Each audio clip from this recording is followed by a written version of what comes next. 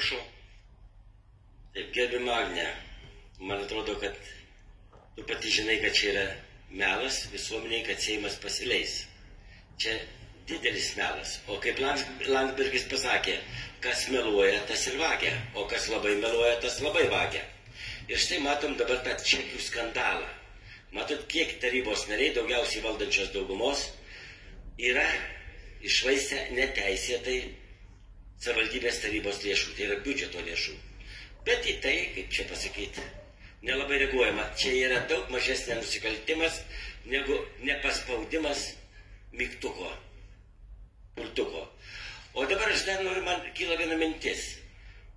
Prokuroras Raskevičius. Ar nereikėtų sudaryti komisijos, kaip sėdėdamas kitoj pusėje salės, Raskevičius matė, kaip aš balsavau, o dėja ekspertų komisija nematė. Peržiūrėjus visą video medžiagą. Kas gal jisai šventasis, koks aiškiaregys, ar koks dar yra, bet labai būtų sužinot, kaip jis galėjo matyti, kai nematė net ekspertų komisija. Kitas dalykas. Pažiūrėkit, pats prokuroras Raskevičius, kuris skundžia, važinėjo po naktinius klubus, trankėsi po Vilnių, švaistė mokesčių mokėtojų pinigus ir žinoma, gal būtų negrįžinęs tų pinigų, jeigu ne prokuratūra būtų pradėjus dėl tokių atvejų iki teisminį tyrimą. Štai pažiūrėkit, kaip žmogus ir visi valdantieji mano akyje mato krislą, o savo akyje jie nemato rąsto.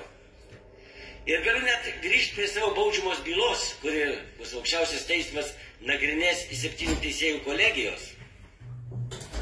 Mano pinigai buvo paimti viešbučiams, kad teismas sako, lėktuvininkams, bet jie gražinti.